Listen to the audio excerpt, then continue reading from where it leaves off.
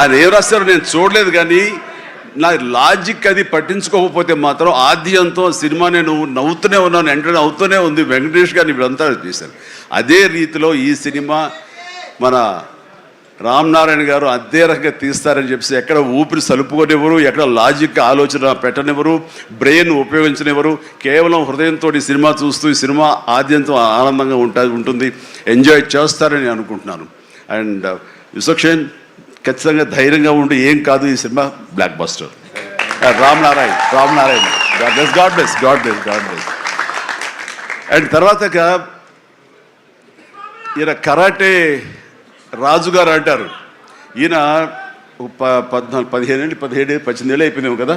ఆ టైంలో నాతో పరిచయం, ప్రజారాజ్యంలో ఆయన ఉండి ఆయన ఒక రాజకీయగా జై జై జై జనసేన,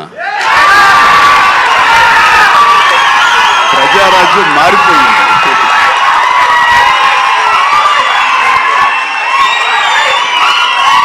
ప్రజారాజ్యం రూపాంతరం చెందింది జనసేనగా. I'm very happy.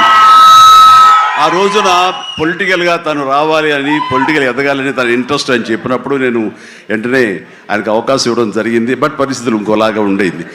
అలాగే అప్పటి నుంచి నాతోటి సత్సంబంధాలు ఏర్పరచుకున్నాడు. వాళ్ళ అబ్బాయి ఇట్లా సినిమాలోకి వస్తాడు అని కూడా చెప్పాడు. నేను వాళ్ళ ఇంటికి వచ్చినప్పుడు ఏదో పూజకు వచ్చాను, ఒకసారి అయ్యప్ప పూజకు వచ్చినప్పుడు. చాలా చిన్నవాడు అనుకుంటా విశ్వక్షేణ్.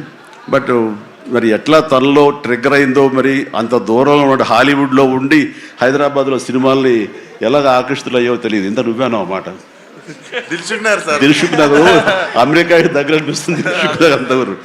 సో ఖచ్చితంగా తనకి కావాల్సిన విధంగా తనకున్న హిడెన్ టాలెంట్స్, అటు రైటింగ్ కానివ్వండి, అటు డైరెక్షన్ టాలెంట్స్ కానివ్వండి, యాక్టింగ్ కెపాసిటీస్ కానివ్వండి, ఇన్ని ఉన్న వ్యక్తి ఇంటి పట్టును కూర్చోలేరు. ఖచ్చితంగా పరిశ్రమ రావాలి, ఇక్కడ అభివృద్ధి చెందాలి, ఇక్కడ తన సత్తా చాటుకోవాలి, తన జెండా పాతాలి. అది